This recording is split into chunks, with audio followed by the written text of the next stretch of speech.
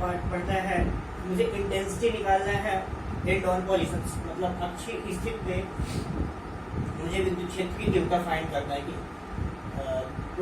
And on positions क्या होता है, और intensity due electric field intensity due to in all position, मतलब अक्षीय स्थिति विद्युत क्षेत्र की तीव्रता क्या होती है, अपन को ये पढ़ना है आज। देख लीजिए, इसके लिए तुम्हें क्या एक वैद्युत ध्रुव आघूर्ण मान लीजिए, मैंने एक इलेक्ट्रिक डाइपोल मोमेंट लिया ए और बी, ए और पॉइंट बी। ए पे मान लीजिए पॉजिटिव चार्ज क्यू है, तो यहाँ पे बी पे निगेटिव चार्ज माइनस क्यू।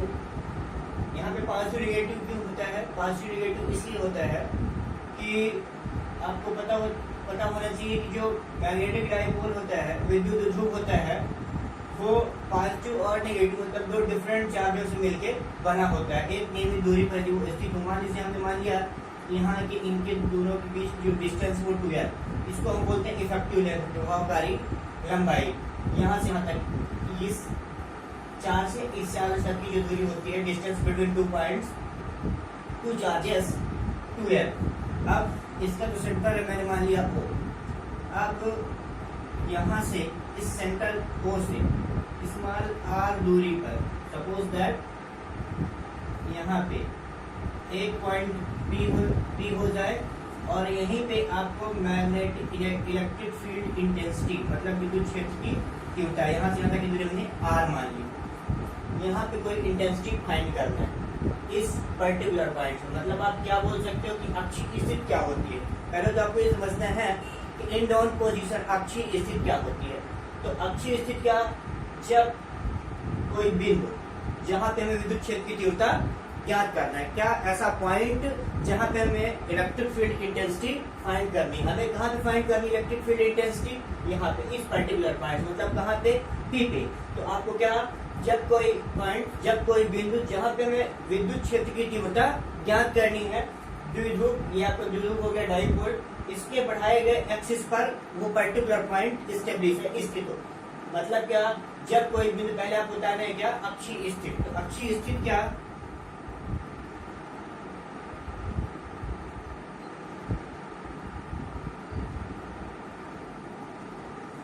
इन ऑल पोजीशन क्या होता है। तो अक्षीय स्थिति आपको क्या बताना है कि जब कोई बिंदु द्विध्रुव ये हो गया, जब कोई बिंदु द्विध्रुव के बढ़ाए गए अक्ष पर स्थित हो, तब उस स्थिति को हम क्या बोलते हैं, अक्षीय स्थिति। मतलब जहाँ पे हमें विद्युत क्षेत्र की तीव्रता ज्ञात करनी है, कहाँ पे ज्ञात करनी है, P पे, और P कहाँ पे है, द्विध्रुव के बढ़ाए गए अक्ष पे, तब इस स्थिति को मैं क्या बोलूंगा, अक्षीय स्थिति। मतलब आप कह सकते हैं कि जब कोई बिंदु जहाँ पे हमें विद्युत क्षेत्र की तीव्रता ज्ञात करनी है, द्विध्रुव के बढ़ाए गए अक्ष पर स्थित हो, तब इस स्थिति को हम अक्षीय स्थिति कहते हैं। अब आप इसकी व्युत्पत्ति प्रूफ देख सकते हैं। माना ए बी एक वैद्युत ध्रुव आघूर्ण है, ए बी वैद्युत ध्रुव आघूर्ण बना है, सॉरी ए और बी वैद्युत ध्रुव आघूर्ण है, जो प्लस क्यू और माइनस क्यू आवेश से मिलकर बना है। जितनी चीजें आपको दिख रही है वही चीज एज अ डेरिवेशन एक्सप्रेशन पे आपको लिखना है। क्या माना ए बी एक विद्युत ध्रुव आघूर्ण है जो प्लस क्यू और माइनस क्यू आवेश से मिलकर बना है। द्विध्रुव का मध्य बिंदु O है, O से स्मॉल r दूरी पर एक बिंदु P है जहां हमें इलेक्ट्रिक फील्ड इंटेंसिटी मतलब विद्युत क्षेत्र की तीव्रता ज्ञात करनी है। एक बार आप फिर देखें, ए बी वैद्युत ध्रुव आघूर्ण है जिसकी प्रभावकारी लंबाई 2l है, यह प्लस क्यू और माइनस क्यू आवेशों से मिलकर बना है। द्विध्रुव का मध्य बिंदु O है, O से स्मॉल r दूरी पर एक बिंदु P है जहां हमें विद्युत क्षेत्र की तीव्रता ज्ञात करनी है। ठीक है, अब आप इसमें दो चार्जेस हैं, दो डिफरेंट टाइप के चार्जेस, पहला पॉजिटिव और दूसरा नेगेटिव चार्ज। तो अब आप यहाँ पे लिखेंगे तब प्लस क्यू आवेश के कारण बिंदु P पर विद्युत क्षेत्र की तीव्रता। आप देख लें क्या, प्लस क्यू आवेश के कारण बिंदु P पर विद्युत क्षेत्र की तीव्रता। तो प्लस क्यू आवेश के कारण बिंदु P पर विद्युत क्षेत्र की तीव्रता, प्लस क्यू आवेश कहाँ पे है, यहाँ पे है। ये पॉइंट्स यहाँ तक, यहाँ आपको डिस्टेंस फाइंड करना है, मतलब इंटेंसिटी E1 E1 पहले के लिए हम ए के लिए डिनोट करें, ए पॉइंट्स के लिए, या प्लस क्यू आवेश कारण या ए बिंदु पर के कारण, ठीक है। तो आप देख सकते हो प्लस क्यू आवेश के कारण बिंदु P पर विद्युत क्षेत्र की तीव्रता E1 इज इक्वल टू दो चार्जेस के लिए आपको क्या फार्मूला या इंटेंसिटी निकालने का फार्मूला आपने अभी सीखा 1/4 q अपान r स्क्वायर फार्मूले से। 1/4 q अपान डिस्टेंस, तो यहाँ पे डिस्टेंस q अपान r स्क्वायर डिस्टेंस होती है, तो यहाँ पे डिस्टेंस क्या हो जाएगी AP। यहाँ से ये चार्ज पॉजिटिव, यहाँ हमें यहाँ तक की डिस्टेंस निकालनी, मतलब यहाँ से यहाँ तक की डिस्टेंस, तो हम इसको लिख सकते हैं AP का स्क्वायर, इस डायरेक्शन पे AP डायरेक्शन पे, ठीक है, क्योंकि इंटेंसिटी इसकी कहाँ पे है, यहाँ पे है, तो AP डायरेक्शन। अब आप देख लो AP मतलब यदि यहाँ से यहाँ तक की दूरी R है और ये पूरी दूरी L है, पूरी दूरी L का मतलब क्या, ये 2L है, तो यहाँ से यहाँ तक की डिस्टेंस L, यहाँ से यहाँ तक की डिस्टेंस L। यदि पूरी प्रभावकारी लंबाई इफेक्टिव लेंथ 2L है, यहाँ से लेके यहाँ तक, मतलब distance between 2 points A and B is 2L, that is effective length. तो इसकी हाफ मतलब सेंटर से लेके A तक की डिस्टेंस क्या होगी L, और सिमिलर इसी प्रकार सेंटर से लेके अर्थात O से लेके B तक की डिस्टेंस भी क्या हो जाएगी L। तो यहाँ से यहाँ तक की पूरी दूरी R है, यहाँ से यहाँ तक की दूरी L है, तो यहाँ से यहाँ तक की दूरी फाइंड हो जाएगी। मतलब मैं लिख सकता हूँ E1 is equal to 1/4 pi epsilon naught q upon, इस पूरी दूरी में इतनी दूरी में घटा दूं तो यहाँ से यहाँ तक की डिस्टेंस मिल जाएगी, तो मैं इसको लिख सकता हूँ r माइनस एल का स्क्वायर, r माइनस एल का square. Now equation number first आप देख सकते हैं एपी डायरेक्शन पे, ठीक है। अब आप किसी प्रकार देख सकते हैं पॉजिटिव चार्ज के अगेंस्ट हो गया। अब आप निकाल रहे हैं इसी तरह किसके कारण, ऋण आवेश मतलब निगेटिव चार्ज का, तो निगेटिव चार्ज के कारण, आवेश के कारण बिंदु P पर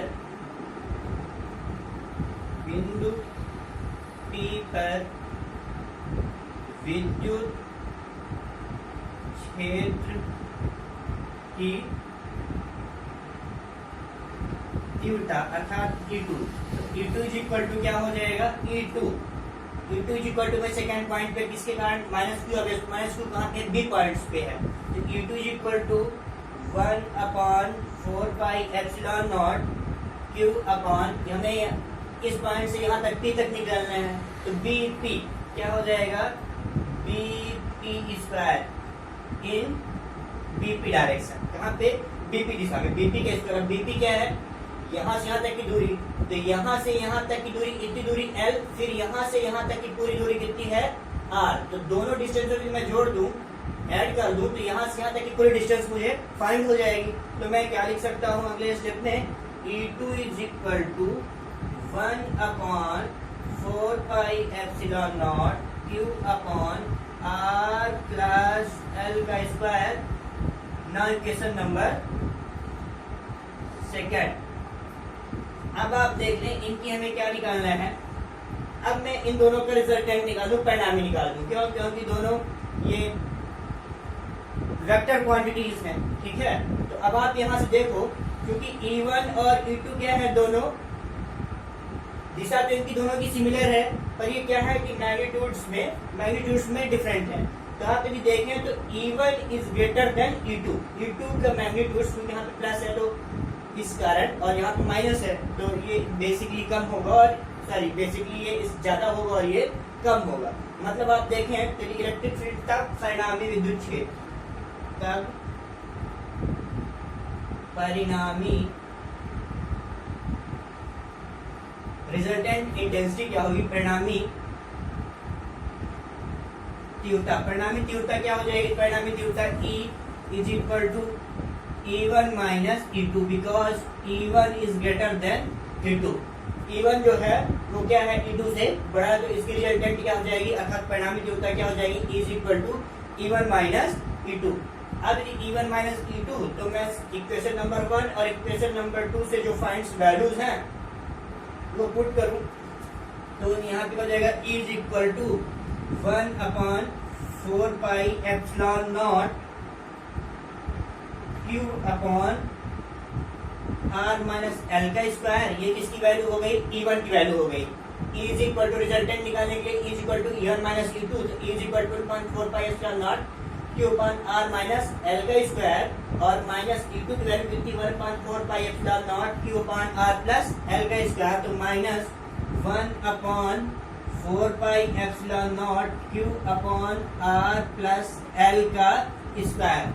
अब आप देखो तो 1/4 pi epsilon not 1/4 pi epsilon not दोनों से कॉमन है, तो मैं इसको लिख सकता हूँ E is equal to 1/4 pi epsilon naught Q upon R minus L का square minus Q upon R plus L का स्क्वायर। अब एक चीज आपको और कॉमन दिख गई, दोनों में Q भी कॉमन है, तो हम Q भी कॉमन ले लेंगे, तो 1/4 पाई एप्सिलॉन नॉट Q, तो 1/R माइनस L का square minus 1/R plus L का स्क्वायर। अब यदि मैं दोनों के एलसीएम लेके दोनों टर्म्स का एलसीएम लेके सॉल्व करूं तो आप देख पाएंगे कि E is equal to 1/4 pi epsilon naught Q R minus L का स्क्वायर R प्लस L का स्क्वायर, तो वन स्टेप में दोनों के एलसीएम जब लेंगे तो R माइनस L का स्क्वायर और इंटू R प्लस L का स्क्वायर, इसका एलसीएम आ जाएगा। ये स्टेप में ये कैंसिल हो जाएगा, तो ऊपर क्या बचेगा R प्लस L का square minus R minus L का square upon R minus L का square into R plus L का स्क्वायर। ये अब आप देख लो दोनों का एलसीएम इतना आया। अब यदि मैं यहाँ पे a प्लस बी और यहाँ पे a माइनस बी के फार्मूले से इसको सॉल्व कर दूं तो 1/4 pi epsilon naught Q into a plus b का होल स्क्वायर मतलब a square R square plus L square plus 2RL minus, अब इनको आप देख लें, R square plus L square minus 2RL upon क्या हो जाएगा, यहाँ पे a plus b a minus B का फार्मूला आप लगा दें तो R square minus L square का होल स्क्वायर, क्योंकि a square minus b square is equal to a plus B into a minus B का फार्मूला होता है। अब अगले स्टेप में क्या हो जाएगा, is equal to 1/4 pi epsilon naught Q और क्या हो जाएगा R square plus L square plus 2RL। अब ये क्या हो जाएगा माइनस R स्क्वायर, ये plus minus minus L square, ये minus minus minus plus 2RL और पूरे का डिनोमिनेटर क्या हो जाएगा R square minus L square का होल स्क्वायर। अब ये पॉजिटिव ये नेगेटिव कैंसिल, ये पॉजिटिव ये नेगेटिव कैंसिल, तो प्लस प्लस 2RL 4RL, तो क्या बचा is equal to 1/4 pi epsilon naught Q 4RL upon R square minus L square का होल स्क्वायर। तो मैं इसको अगले स्टेप में ऐसा लिख सकता हूँ 4RL को 2 इंटू 2 के टर्म्स में तोड़ दूं, क्योंकि डाइपोल मोमेंट मुझे पता है, ठीक है। तो अगले स्टेप में क्या हो जाएगा 1/4 pi epsilon naught Q 2.2 RL upon R square minus L square का होल स्क्वायर, ठीक है। अब आप अगला टर्म्स देख लें, अगली कंडीशंस क्या होगी इसकी, यहाँ तक तो समझ में आया ना।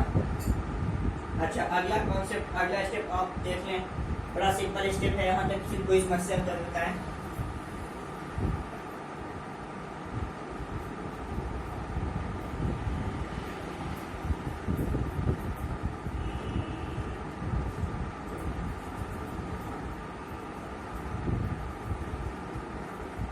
अब यदि मैं यहाँ से इस स्टेप से Q को भी अंदर कर दूं तो अपने पास क्या बचेगा is equal to 1/4 pi epsilon naught 2.2 QL dot R upon R square minus L square का होल स्क्वायर। अब आपको पता है कि वेक्टर T अर्थात मैग्नेटिक डाइपोल मोमेंट जो होता है, तो ध्रुव आघूर्ण होता है T इज इक्वल टू क्या 2QL, मतलब एक चार्ज और उसके बीच जो इफेक्टिव लेंथ होती है उसका जो मल्टीप्लिकेशन होता है, उसका जो गुणनफल होता है वो क्या होता है वेक्टर P के इक्वल होता है। मतलब जो द्विध्रुव आघूर्ण होता है आवेश और उनके बीच की प्रभावकारी लंबाई के गुणनफल के बराबर। तो P इज इक्वल टू क्या 2ql, तो इसको मैं क्या लिख सकता हूँ is equal to 1/4 pi epsilon naught 2pr/r square minus l square का होल स्क्वायर। और क्या मात्रक, यहाँ का आप इसका इंटेंसिटी निकाल दें, मात्रक निकाल दें, SI/CS जो भी है, ठीक है। ये क्या हो गया, यही आपकी क्या है अक्षीय स्थिति में विद्युत क्षेत्र की तीव्रता। अब यदि मान लीजिए छोटा का द्विध्रुव आघूर्ण हो, पहला केस क्या हो जाएगा, छोटे वैद्युत द्विध्रुव के लिए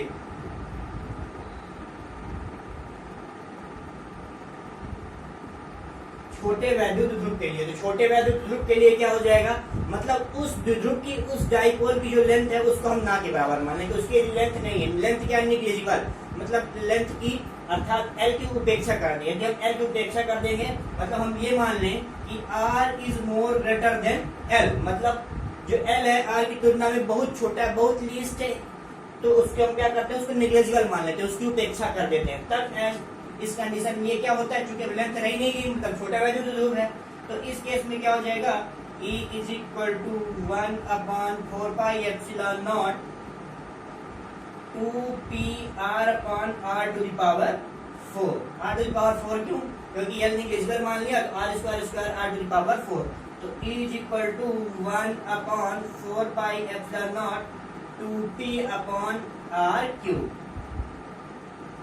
ये क्या हो गया, छोटे वैद्युत ध्रुव के कारण अक्षीय स्थिति में विद्युत क्षेत्र की तीव्रता।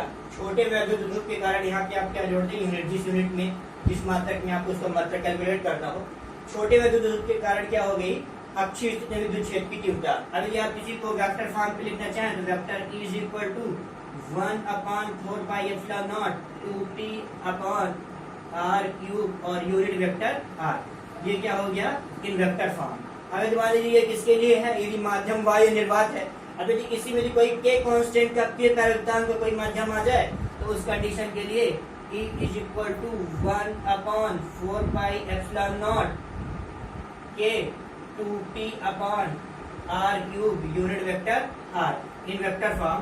अब यदि मान लीजिए आपको CGS में लिखना है तो CGS में जो 1/4 पाई एप्सिलॉन नॉट की value 1/4 pi epsilon naught is equal to 1 होता है, तो आप बेसिकली यहाँ पे 1 रख सकते हो, ठीक है। Thank you guys. ये क्या है अक्षीय स्थिति विद्युत क्षेत्र की तीव्रता, यहाँ से आप फाइंड कर सकते हो। सपोज दैट न्यूमेरिकल क्वेश्चन में आपको मैग्नेटिक डाइपोल बता दे, डिस्टेंस बिटवीन टू पॉइंट्स बता दे तो सिमिलर क्वेश्चन है। इसके अलावा भी आपको चार्ज दे सकता है, चार्ज के बीच की लेंथ दे सकता है और फिर डिस्टेंस दे सकता है, क्योंकि T बराबर क्या होता है 2ql, तो वहां से भी आपको प्राप्त हो सकता है। इस तरह से न्यूमेरिकल क्वेश्चंस इसमें बन सकते हैं, ठीक है। थैंक्स।